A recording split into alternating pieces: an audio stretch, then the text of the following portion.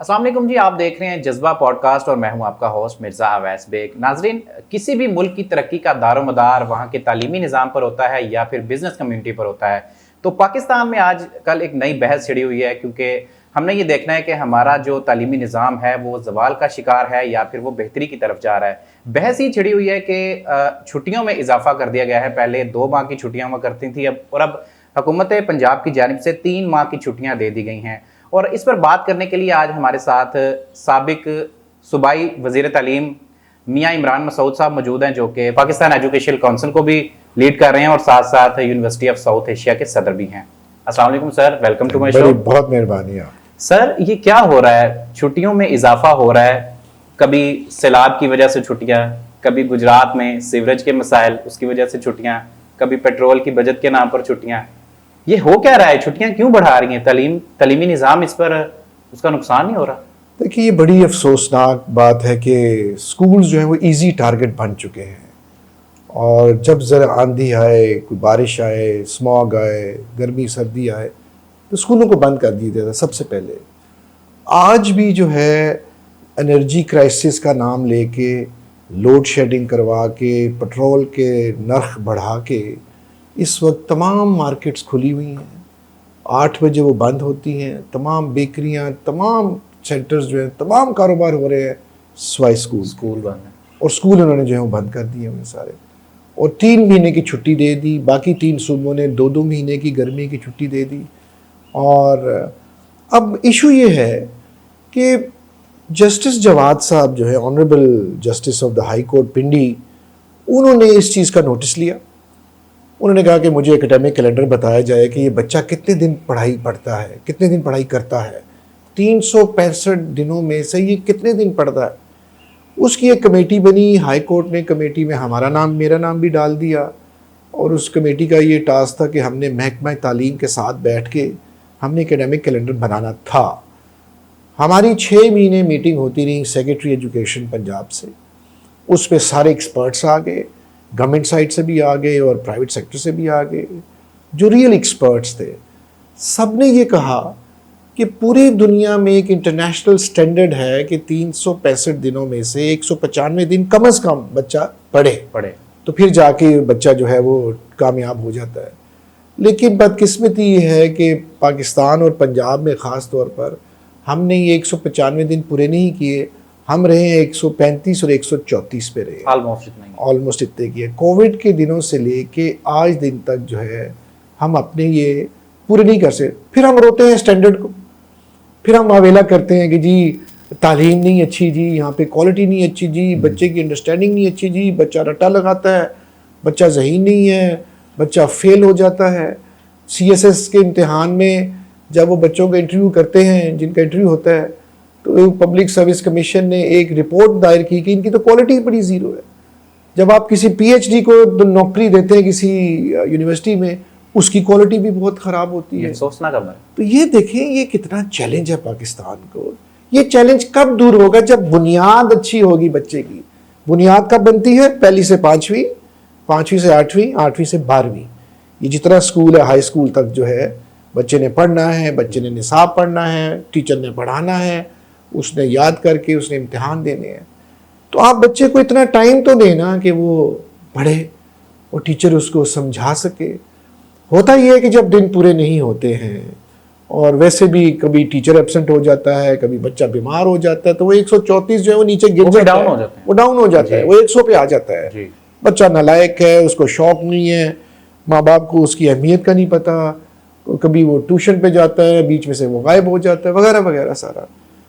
तो होता ये है कि फिर एकेडमीज़ का जो है वो ज़्यादा रुझान हो जाता है, ट्यूशन का ज़्यादा रुझान हो जाता है। अब माँ बाप जो है वो फीस दे रहे हैं। मैं प्राइवेट सेक्टर की अब बात कर रहा हूँ, मैं नुमाइंदगी कर रहा हूँ पब्लिक सेक्टर की भी और प्राइवेट सेक्टर की भी। ये जो तकलीफ़ है, ये जो चैलेंज है, ये जो छुट्टियाँ हो गई हैं, ये दोनों का नुकसान हो रहा है। एग्जैक्टली प्राइवेट सेक्टर का भी, पब्लिक सेक्टर का भी नुकसान हो रहा है। अब माँ बाप जो फीस दे रहा है प्राइवेट सेक्टर में, उसका क्या कसूर है? वो जो फीस देता है, और छुट्टियों में भी फीस दी जाती है, क्योंकि किराया किसने देना है उस स्कूल का, टीचर की सैलरी भी देनी है। तो माँ बाप पढ़ाना चाहते हैं, प्राइवेट सेक्टर भी पढ़ाना चाहता है, बच्चा भी पढ़ना चाहता है, लेकिन हुकूमत जो है वो नहीं पढ़ाना अभी चाहती। स्कूल भी आउटसोर्स हो रहे हैं, ये भी सुना है। देखिए 63,000 स्कूल था पंजाब का, जिस ज़माने में मैं वज़ीर तालीम पंजाब रहा हूँ। 63,000 हमारा स्कूल था। 7 लाख बंदा इस महकमे में काम करता है और 12.8 मिलियन बच्चा इसमें पढ़ता है। और इन 12.8 मिलियन में से 4 मिलियन लोग जो है बच्चे वो ड्रॉप आउट होते हैं हर साल। ये दुनिया का सबसे बड़ा ड्रॉप आउट रेट था, दुनिया का सबसे बड़ा ड्रॉप आउट रेट। और सरकारी इनरोलमेंट कम हो रही थी, प्राइवेट सेक्टर जो है वो ऊपर आ रहा था, बड़ी तरक्की कर रहा था। तो महकमा तालीम को पसूड़ी पड़ गई कि ये अब क्या होगा, हमारे बच्चे तो फेल हो जाएंगे और प्राइवेट सेक्टर बड़ी तेज़ी से ऊंचा आ रहा है। तो तब जाके हमने इन बच्चों के इश्यूज को देखते हुए सरकारी सेक्टर में हमने मुफ्त तालीम का ऐलान किया था। जी। पढ़ा लिखा पंजाब का हमने नारा लगाया था। जी। मुफ्त हमने किताब दी थी इनको, टीचर्स को हमने ट्रेनिंग दी थी। गर्ल्स एजुकेशन और विमेन एम्पावरमेंट के हवाले से हमने बच्चियों को स्टाइपेंड दिया, पॉकेट मनी दिया, वजीफ़ा दिया।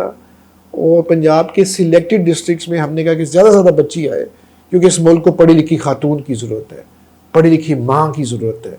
तो बच्चियों की तालीम ज़्यादा ज़रूरी थी बच्चों के निस्बतन जो था। तो ये हमने शुरू किया था। अब यहाँ पर जो है वो हो क्या रहा है कि 63,000 स्कूल में जो आपका सवाल था जी, 63,000 में से 10,000 स्कूल आउटसोर्स कर दिए गवर्नमेंट ने। भाई आप ले लें स्कूल, मैं ले लूँ। एक इदारा है पीमा, दूसरा इदारा है पाकिस्तान पंजाब एजुकेशन फाउंडेशन, उसके तहत आप ये स्कूल उठाते हैं।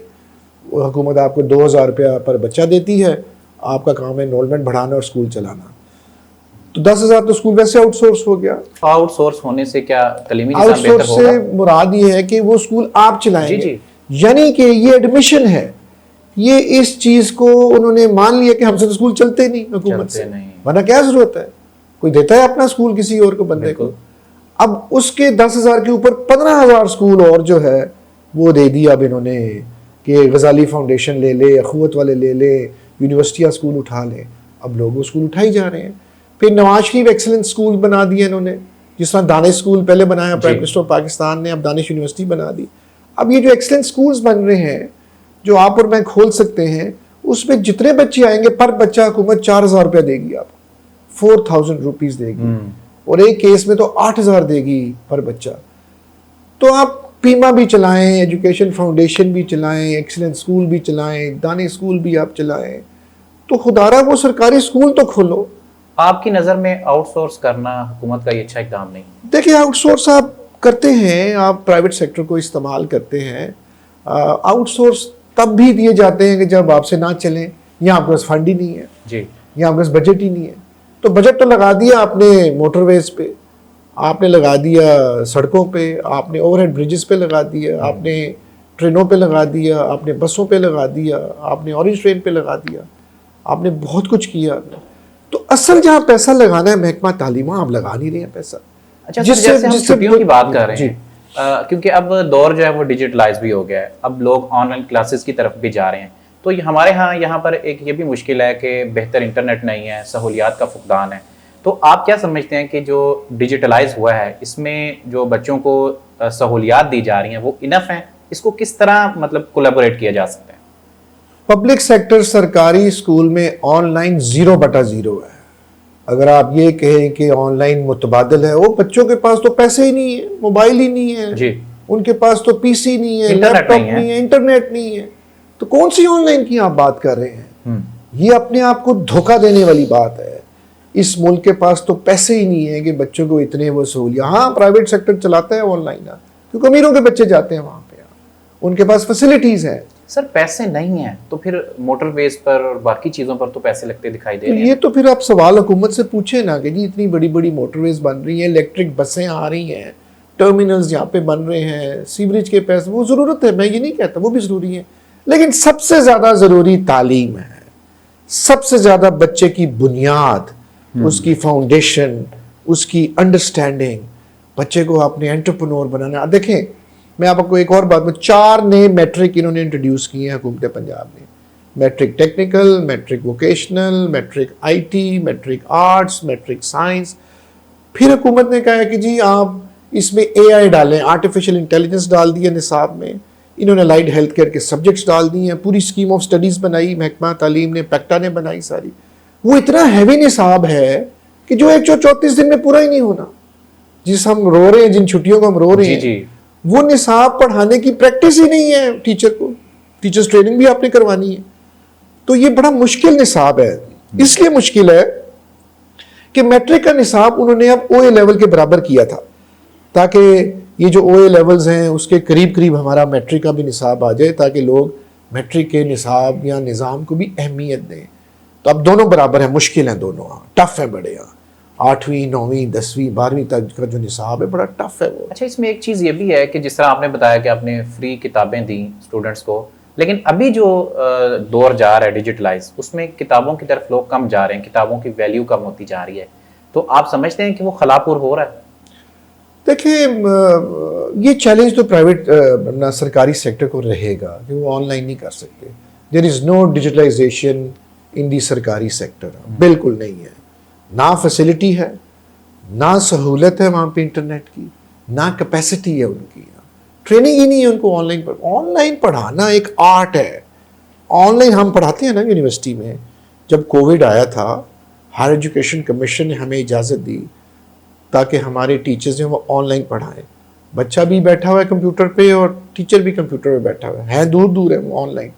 ऑनलाइन पढ़ाने के कुछ असूल हैं जो हायर एजुकेशन कमीशन देता है यूनिवर्सिटी, वो आप पूरे करेंगे तो ऑनलाइन आप पढ़ा सकेंगे, वरना वो डिग्री आपकी जो है वो नहीं दे तो सकेंगे। इसका अल्टरनेट क्या है? अगर इंटरनेट भी महंगा यूज़ करना है, उसके भी पैसे नहीं है स्टूडेंट के पास, और अगर सहूलियात भी नहीं है, तो फिर अल्टरनेट क्या है? देखिए, ऑनलाइन का और इंटरनेट का मुतबादिल यह है कि स्कूल खोलो, स्कूल में फिजिकल एजुकेशन कराओ, जो रवायती तौर पे सारी दुनिया इस पे कराती आई है। हम इतने मॉडर्न नहीं है कि हम रवायती टीचिंग को छोड़ के ऑनलाइन पे चले जाएं। नो, हमारा कल्चर ही नहीं है। हमारे पास तो लोड शेडिंग है। कभी नेट चले हैं आप लोगों के? हमारा तो नेट तो नहीं चलता, स्लो चलता है जी। कभी आता है, कभी नेट कभी नहीं आता। 5G लॉन्च हो रही है, लेकिन 5G अभी अल्लाह करे जी 6G लॉन्च हो, हम तो चाहते हैं कि लॉन्च यहाँ पर हो, लेकिन हम ये कहते हैं कि खुदा का वास्ता है आप कोई मॉडर्न ना करें, आप वही पुराना रवायती कन्वेंशनल वो तो बरकरार रखें ना, कि बच्चा वो सुबह 8 बजे जाए और 2-3 बजे वापस आ जाए, बस्ता उससे उठाया हुआ है। वही सरकारी टीचर जो डेडिकेटेड है, जो मेहनती है, वो जो बिठाता है उसको पढ़ाता है, फिर वो मैट्रिक का इम्तिहान देता है, फर्स्ट डिवीजन लेता है और फिर वो FA/FSC में घुस जाता है। बस इसको आप कायम रखें, आप नए प्लीज़ एक्सपेरिमेंट्स मत करें। अच्छा मियां साहब, अगर आप राना सिकंदर हयात की जगह पर होते तो आप क्या स्ट्रेटेजी बनाते? राना सिकंदर अच्छा मेरा बरखुरदार है, और मैं स्ट्रेटजी तो ये बनाता कि जो मेरा मौजूदा इंफ्रास्ट्रक्चर है, जो मेरे स्कूल्स हैं, जो मेरे कॉलेजेस हैं, मेरी यूनिवर्सिटीज़ हैं, मैं उनको स्ट्रेंथन करता, और जो मेरा प्राइवेट सेक्टर है मैं उसको इज्जत देता। मैं प्राइवेट सेक्टर को असाइनमेंट देता, टास्क देता। मैं कहता चलो इस कौमी एजेंडे पे आके मेरे साथ हाथ जोड़ी करो और इस मुल्क को हम आगे लेकर जाएं। तो आज शरह ख़वानगी अगर 60% है पंजाब का, तो आधा हिस्सा तो प्राइवेट सेक्टर का है। आज अगर पूरे पाकिस्तान का लिटरेसी रेट जो है 50% है, तो आधा हिस्सा तो प्राइवेट सेक्टर का है उसमें। आईने पाकिस्तान तो कहता है कि हुकूमत ने मुफ्त और लाजमी तालीम देनी है, पर देती नहीं है हुकूमत। अच्छा सर, एक तरफ आप जैसे हुकूमत पर तनकीद भी कर रहे हैं किस्म की कि तालीमी निज़ाम को बेहतर नहीं किया जा रहा, और प्राइवेट सेक्टर को आप प्रमोट भी कर रहे हैं क्योंकि आप पाकिस्तान के सदर भी हैं। तो सर ये बताइएगा कि प्राइवेट सेक्टर में भी जो लोग हैं वो अभी तक अपने बच्चों को पैसों की कमी की वजह से बेहतर तालीम नहीं दिलवा रहे। वो ये क्लेम करते हैं कि फ़ीसेस बहुत ज़्यादा हैं, अगर छुट्टियाँ हो भी जाती हैं तो उसकी मद में भी फ़ीस हमसे ली जाती है। टीचर्स की बात की जाए तो वो अपनी परेशानी से मुबतला होती हैं, क्योंकि अगर वो अच्छी तालीम बच्चों को देंगी, वो अपनी सैलरी की वजह से काफ़ी परेशान दिखाई देती हैं। कहते हैं कि प्राइवेट सेक्टर में सैलरी बहुत कम होती है। तो इस पर आप क्या कहते हैं? देखिए, पूरी दुनिया में जो प्राइवेट एजुकेशन है वो महंगी है। एक कप चाय जो आप खोखे से लेंगे वो शायद 100 रुपये का मिलेगा। दूसरा कप चाय आप पर्ल कॉन्टिनेंटल होटल से लेंगे तो आपको 500 रुपये का मिलेगा। तो हर कैटेगरी के स्कूल्स हैं हमारे माशरे में। 35,000 फीस वाले भी स्कूल हैं, वहाँ आपको स्विमिंग पूल मिलेगा, वहाँ आपको वाईफाई मिलेगा, वहाँ आपको पियानो मिलेगा, एसी मिलेगा, ठीक है। और जो दूसरे स्कूल हैं जो कम फीसों वाले हैं उसमें शायद आपको ये सहूलियात ना मिले, एसी मिलेगा, कारपेट मिलेगा सारा। तो ये जो हमारा तबकाती निज़ाम है, मेरी अगर तनख्वाह है और मेरी 35,000 तनख्वाह है, तो मैं तो 4,000 स्कूल वाले में फ़ीस में डालूंगा ना प्राइवेट सेक्टर में स्कूल में, क्योंकि मैं इतना अफोर्ड ही नहीं करता। तो पाकिस्तान में प्राइवेट स्कूल से जो सिस्टम्स चल रहे हैं वो हर तबके को ना वो लेवल के स्कूल बने हुए हैं। 4,000 वाले भी हैं, 6 भी हैं, अगर आपने 50,000 देना है वो भी हैं। लाहौर अमेरिकन स्कूल जो अमेरिकन का स्कूल है, उसकी फ़ीस जो है वो $2,500 पर मंथ है। लोग देते हैं उसमें भी फ़ीस। जो चीफ कॉलेज है, बड़ा बड़ा जो कॉलेजेस हैं हमारे, उसमें भी लोग फ़ीस देते हैं। और जो बड़े टॉप मोस्ट स्कूल्स हैं आपके लीड, ये माँ बाप की अपनी खुशी है, वो जिस मर्जी स्कूल सर एलीट क्लास लोग ही अपने बच्चों को तालीम दिलवाते हैं। मैं बात करूं टीचर्स की, अगर आप विजिट करें या अगर आप अपनी तरफ से इस पर थोड़ी सी इंटेरोगेशन करें तो काफ़ी सारे स्कूल्स ऐसे हैं जहाँ पर टीचर्स की सैलरी 7,000, 8,000, 15,000 यानी इस लेवल पर उसे मिल रही है। बहुत सारी ऐसी शिकायत आ रही हैं, तो इसको क्यों नहीं बढ़ाया जा रहा है जब फीसेस ली जा रही हैं? बिल्कुल, देखिए वो होगी, मैं ये नहीं आपसे इनकार नहीं कर रहा हूँ। पाकिस्तान में जो स्टैंडर्ड वेज है, जो सैलरी है, वो 34,000 रुपये है। आपको पता है इस बात का? जो मिनिस्ट्री ऑफ लेबर ने जो अनाउंस किया, गवर्नमेंट ने की, 34 से आप कम नहीं दे सकते किसी को। और अगर कोई काम दे रहे हैं तो वो जुर्म कर, वो नहीं 34 है, शायद बढ़ गई हो। तो ये जो है, अगर आप कम दे रहे हैं तो आप जुर्म कर रहे हैं, आप उसको बढ़ाएं। लेकिन फिर हमारे मोहल्लों में प्राइवेट स्कूल हैं, वो गरीब बच्चे जाते हैं, वहाँ पे 1,000 रुपया फीस है, कोई 4,000 फीस है। तो सिलसिला चल रहा है, मैं ये नहीं कहता कि सिलसिला रुका हुआ है। ये आहिस्ता आहिस्ता ठीक हो जाएगा जब लोगों में बाइंग पावर आएगी। अब जो गरीब आदमी है, जो रिक्शा चलाता है, वो नहीं भेज सकता अपने बच्चे को किसी बड़े स्कूल में, तो उसने किसी में तो भेजना है, तो यहाँ सरकारी में भेजे। हमने क्यों मुफ्त तालीम की थी कि लोग फीस नहीं अफोर्ड करते थे। सरकारी स्कूल की फ़ीस होती थी 8 रुपया, 12 रुपया, 14 रुपये, इससे ज़्यादा नहीं होती थी सरकारी स्कूल की, जो हमने छोड़ दी। हमने कहा माफ़ कर दो, माफ़ से मुराद हमने मुफ्त तालीम कर दी। फिर बच्चे पे बोझ था, बस्ता, उससे जो वो किताबें ख़रीदनी थी, हमने वो भी बोझ उसका ख़त्म कर दिया। फिर हम उसको बस्ता भी देते थे, यूनिफॉर्म भी देते थे, उसको शूज़ भी देते थे बच्चे को। सर आपने बोझ खत्म कर दिया, अब जो मौजूदा हुकूमत है उसने सारा ही बोझ खत्म कर दिया, छुट्टियां दे दी, स्कूल आओ ही ना, स्कूल ही जाने की जरूरत नहीं, स्कूल ही जाने की जरूरत, तो बस फिर अल्लाह ही हाफिज़ है। देखिए ना, ये रिस्क नहीं हम ले सकते यहाँ। अगर हम ये कहें कि सस्ती शोहरत के लिए या अपने किसी मकासद के लिए हम स्कूल बंद कर दें, तो ये जुर्म है, ये कौमी जुर्म है। इस कौमी जुर्म में आपको जवाब देना पड़ेगा, आपको आखिरत में जाके जवाब देना पड़ेगा। वो बच्चा, देखिए ना, सक्सेस का तो कोई शॉर्टकट नहीं है। जो गरीब आदमी जो सरकारी स्कूल में पढ़ रहे हैं, वो मेहनत करे, फर्स्ट डिवीज़न ले, कामयाब हो जाए, कि DCAC लग जाए, तो उसकी मेहनत है ना, मेहनत है, कर तो सकता है वो उसका। ये रास्ते तो सबके लिए दरवाजे खुले हुए हैं। तो जो मेहनत करेगा, सरकारी स्कूल से टाट पर बैठ के लोग जो हैं वो DC बन जाते हैं जी। तो बात तो मेहनत की है सारा, तो कोई पाबंदी नहीं है, कर सकते हैं आप। सिर्फ यह है कि बच्चे को अपॉर्चुनिटी देनी है। अब कई गाँव हैं जहाँ पे स्कूल ही कोई नहीं। जी। हमारे ज़माने में कई ऐसे स्कूल थे जो दरख्तों के नीचे होते थे। बिल्कुल। मेरे ज़माने में 63,000 स्कूल में से 40,000 की तो चार दीवारी नहीं थी, टॉयलेट नहीं था, बिजली नहीं थी, पानी नहीं था, टाट था। तो हमने तो इंफ्रास्ट्रक्चर बनाया, पैसे लगाए, वर्ल्ड बैंक से लिया, लेकिन हम क्वालिटी नहीं ठीक कर सके थे फिर भी। अच्छा। हाँ, क्वालिटी तो आती है टीचर्स ट्रेनिंग से। जी। क्वालिटी आती है कि आप क्वालिटी वाला टीचर तैयार करो, क्वालिटी आती है ज़बरदस्त किताबें तैयार करो। लेकिन सर ये किस तरह होगा? इतने साल हो गए हैं पाकिस्तान हो रहा है, लेकिन वो कैसे होगा? वो इसलिए इस तरह होगा कि जो बजट आप देते हैं GDP में शेयर, वो 2.4% सिर्फ खर्च करते हैं हम महकमा तालीम पे। इतना कम? जी, जबकि दुनिया का एक स्टैंडर्ड है कि 4 से नीचे नहीं आ सकते। यूनेस्को का ये रूल है कि 4% GDP का कम से कम होना चाहिए। तो पाकिस्तान में तो 47 के बाद आज तक हम 2.2% से ऊपर जा ही नहीं सके। तो बहुत अफसोसनाक बात है। यही तो सर अफसोस, हम ये तो हम रो रहे हैं आपसे यहाँ।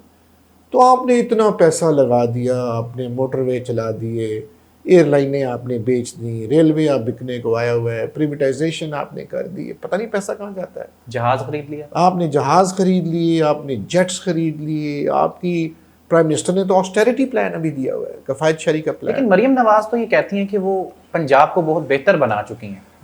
पंजाब बड़ा खूबसूरत है, लाहौर बड़ा खूबसूरत है, बाकी पंजाब।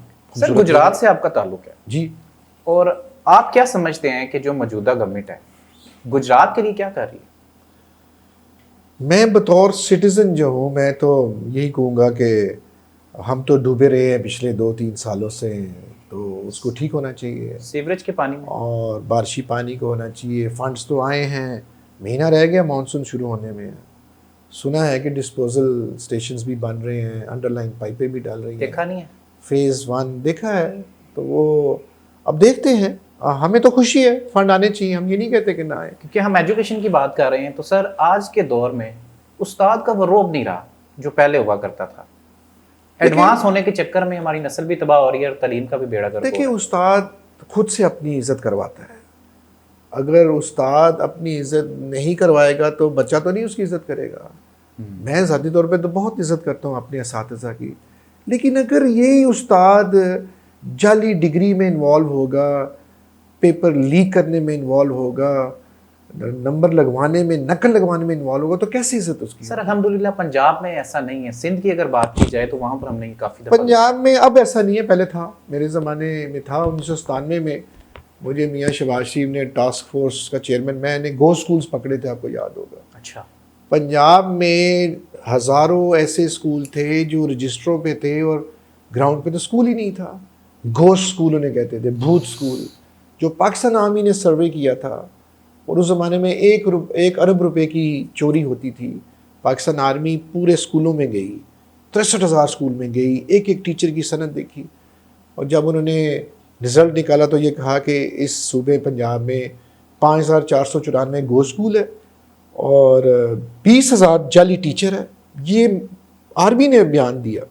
और 29,000 जो है मशकूक टीचर है। तो वो तालीम कैसे देंगे? तालीम कैसे देते? तालीम का मयार क्या फिर वो हमने पकड़ा, 1997 में मैंने उन्हें पकड़ा।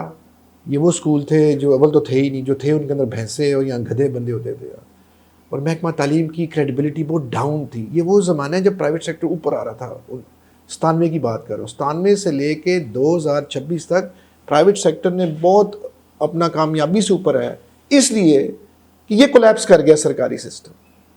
सरकारी स्कूल की क्रेडिबिलिटी नहीं, शोहरत नहीं रही, कि वहाँ पे जाले लगे हुए हैं, भैंसें बंधी हुई हैं, इधर एसी लगा हुआ है, कारपेट है, इसका वाइट वॉश हुआ हुआ है, इधर स्पिक एंड स्पैन टीचर है, उधर टीचर ही कोई नहीं है, वहाँ पे वो एब्सेंट है, वहाँ टाट है, इधर कुर्सी है प्राइवेट सेक्टर में। तो बहुत तेज़ी से दुनिया जो है वो प्राइवेट सेक्टर पे शिफ्ट कर गई और ये स्कूल खाली हो गए सरकार के। हमने उसको आके फिट किया। फिर 2002 में जब मैं वज़ीर बनाऊँ, 97 पहले की बात है, फिर 2002 में जब मैं वज़ीर बनाऊँ, फिर हमने कहा नहीं, हमने अपने स्कूल बेहतरीन करने हैं। हमने वो गो स्कूल पहले ख़त्म किए। जब हम आए 2002 में, हमने टाट से उठा के बच्चे को कुर्सी पे बिठाया, डेस्क दिया, 4 दीवारी दी, टीचर अच्छा दिया, टीचर ट्रेनिंग शुरू की, निसाब की दुरुस्ती की, मुफ्त तालीम कर दी, मुफ्त किताबें दे दी। तो वो हमारा 22 लाख बच्चा बच्ची आ गया एक साल में हमारे स्कूलों में, वो वर्ल्ड रिकॉर्ड बन गया। और शरह ख्वानगी जो है वो 5 सालों में 42% से 62% पे मैंने पहुंचा दी, 5 सालों में। और ये थर्ड पार्टी वैल्यूएशन हुई, ये डिफेड ने और आगा खान ने रिकॉर्ड किया, मैंने खुद से नहीं ये तैयार किया। तो ये हमारी कंट्रीब्यूशन थी, मेहनत थी।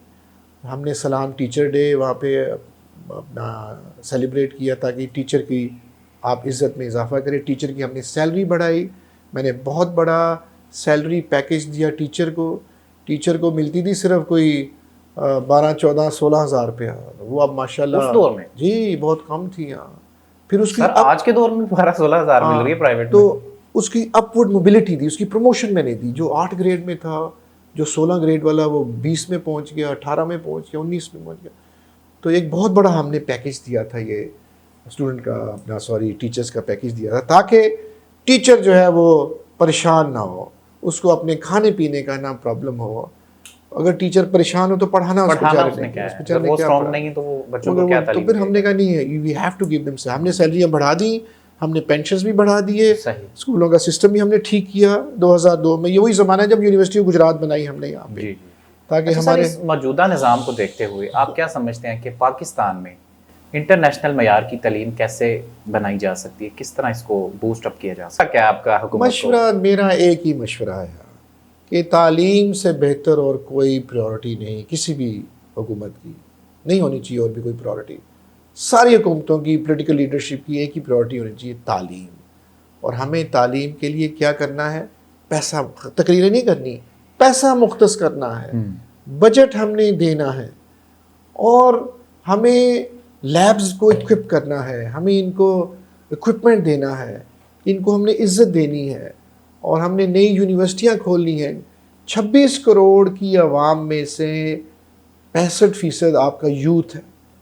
इस 65% का सिर्फ 13% जाता है यूनिवर्सिटियों में, बाकी कहाँ जाता है हमें पता ही कुछ नहीं। ये इस खित्ते में सबसे कम नंबर है आपका परसेंटेज। आप श्रीलंका ले लें, नेपाल ले लें, इंडिया ले लें, बांग्लादेश ले लें, चाइना ले लें, आप रशिया ले लें, ये 30% पर खड़े हुए हैं सारे। अच्छा सर, आखिरी सवाल आपसे मेरा, आप क्योंकि तलीम को बहुत गहरी नज़र से देखते हैं, तो गुजरात से आपका ताल्लुक है, गुजरात में क्या आप प्रोजेक्ट लाएंगे और ओवरऑल पंजाब में कौन सा आप समझते हैं कि प्रोजेक्ट आप लाएंगे? देखिए, ये तो बहुत बड़ा चैलेंज होता है कोई भी वज़ीर बन जाए, लेकिन मैं आपको बताऊं, अगर आपकी नीयत साफ़ है और अगर आप मशवरा आपने उस टीचर से करना है, हाँ भाई क्या प्रॉब्लम है निसाब में, बताओ क्या प्रॉब्लम है तुम्हारे स्कूल में, बिजली नहीं आती बताओ मुझे। जब तक आप ग्राउंड रियलिटीज़ पर अपनी पॉलिसी बेस नहीं करेंगे, आप कभी भी कामयाब नहीं होंगे। सर यहाँ तो बोलने नहीं दिया जाता, यही तो बात है, यही तो बात मैं करना चाह रहा हूँ आपसे। तो आपकी जो इंटेंशंस, जो नीयत है, वो आपकी बजट एलोकेशंस पे बेस करती है। मुझे अगर चांस मिले या आपको चांस मिले, मैं आपको ये मशवरा दूंगा, भाई बजट बढ़ाओ और निसाब की जो तैयारी या पूछना है वो टीचर से पूछो जो पढ़ाता है, उसको पता है। सेक्रेटरी एजुकेशन को तो कुछ भी नहीं पता होता, वो तो एक सरकारी बाबू है, उसने इंतज़ामिया चलानी है। जो सब्जेक्ट एक्सपर्ट्स हैं वो टीचर्स हैं, जो निसाब के एक्सपर्ट्स हैं वो ना मैं हूँ ना मेरा सेक्रेटरी होगा, वो टीचर होगा। सर आपकी पर्सनल ओपिनियन क्या है, गुजरात में क्या स्टैंडर्ड होना चाहिए तालीम का, क्या आप प्रोजेक्ट लाएंगे? जैसे आपने यूनिवर्सिटी ऑफ गुजरात, देखिए गुजरात में आप इंजीनियरिंग कॉलेज ला सकते हैं, गुजरात में आप मेडिकल कॉलेज ला सकते हैं, गुजरात के स्कूलों की आप लैब्स ठीक कर सकते हैं, गुजरात के में आप बेशुमार नए इदारे खोल सकते हैं, वोकेशनल ट्रेनिंग स्कूल कर सकते हैं, टेक्निकल स्कूल आप खोल सकते हैं, आप आर्ट एंड कल्चर, आईटी पे आर्ट एंड कल्चर की बात कर सकते हैं, नई यूनिवर्सिटियां खोल सकते हैं, और आप स्पोर्ट्स पे बड़ा काम कर सकते हैं, आप बच्चों को आईटी की ट्रेनिंग दे सकते हैं। बच्चे को हमने अब स्किल सिखाना है जी। एक ज़माने में बीए बड़ा अच्छा होता था, मैं बीए में ज़्यादा पढ़ा लिखा तो नहीं हूँ, तो बीए तो ख़त्म हमने कर दिया, एमए भी ख़त्म कर दिया, ग्रेजुएशन। हाँ, अब तो हम 12वीं के बाद 4 साला प्रोग्राम देते हैं, बीएस प्रोग्राम जिसे कहते हैं। 12वीं के बाद 4 साल, 16 हो गए, 16 के बाद एमफिल आपने प्रोग्राम दिया। लेकिन ये बच्चा जब डिग्री लेके मार्केट में जाता है तो वो जो पढ़ा है वो काम ही नहीं आता उसके, तो क्या करना चाहिए? प्रैक्टिकल नहीं है, स्किल्ड एजुकेशन देनी चाहिए। तो आप करके निकले 4 साल यूनिवर्सिटी से, आपको स्किल है, आपको वेबसाइट बनानी आनी चाहिए, आपको इंटरनेशनल ट्रेड करनी आनी चाहिए, आपको डिजिटल मार्केटिंग का पता होना चाहिए। आप अपनी कंपनी खोलें नेट पे, उधर से अकाउंट खोलें, चाइना से माल मंगवाएं, पाकिस्तान में बेचें और पैसा कमाना शुरू कर दें। ये एंटरप्रेन्योरशिप है, ये स्टार्टअप्स बनाने होते हैं। बच्चे को पैसा कमाने का तरीका आप समझाएं, जो आम निसाब में नहीं मिलता। लेकिन मैं अपनी यूनिवर्सिटी में पावर कोर्सेज पढ़ाता हूँ, यूनिवर्सिटी ऑफ साउथ एशिया में। मैं बच्चे को इस काबिल बना देता हूँ कि वो पहला सेमेस्टर जो है वो ना वो डिजिटल ट्रेनिंग लेता है, जिस डिजिटल की आप बात कर रहे हैं, वेबसाइट कैसे बनानी है, कंपनी कैसे बनानी है, डिजिटल मार्केटिंग कैसे करनी है, पोस्टर कैसे बनाने हैं, मार्केटिंग, ग्राफिक, ये हम सबको सिखा देते हैं। सब बच्चों को हम सिखाते हैं। Very good. चाहे मेडिकल वाले हों, चाहे वो एग्रीकल्चर वाले हों, चाहे वो आर्किटेक्चर वाले हों, ताकि जब बच्चा बाहर निकले तो उसको पता हो कि मैंने कारोबार कैसे स्ट्रॉन्ग। यस, हम ये कर रहे हैं और इट्स वर्किंग। हमारे बच्चे बड़े अच्छे प्लेस्ड हैं। सर आपको अप्रिशिएट करते हैं, आप तालीम के मैदान में आप कोशिश कर रहे हैं कि बेहतरी लाई जाए। बहुत शुक्रिया, आपने हमें अपना कीमती टाइम दिया। नाज़रीन, आपने मियाँ इमरान मसूद साहब की गुफ्तगू सुनी और इन्होंने काफ़ी सारे पॉइंट्स पर बात की और काफ़ी अच्छे सवालात भी उठाए और इन्होंने तजावीज़ भी दी, क्योंकि ये तालीम के साथ जुड़े हुए हैं, तालीम के लिए ये कोशिशें करते रहते हैं। तो इन्होंने जो हमारे प्रोग्राम में बातें हमारे साथ की हैं, आप तक पहुँचाई। तो उम्मीद यही की जा रही है कि हुकूमत पंजाब को भी यही चाहिए कि अगर इनकी तजावीज़ पर भी अमल किया जाए तो हमारे तालीमी निज़ाम को बेहतर किया जा सकता है। ना सिर्फ हम स्टूडेंट्स को हम छुट्टियों के बहानों की तरफ लाएं, बल्कि उनको स्किल की तरफ लाएं, ताकि हमारा पाकिस्तान बढ़े। और अगर हमारा कहा यह जाता है, नारा ये लगा था कि अगर पढ़ेगा पंजाब तो बढ़ेगा पंजाब। इसी के साथ मुझे इजाज़त दीजिएगा, अपना बहुत सारा ख्याल रखिएगा। अल्लाह हाफिज़।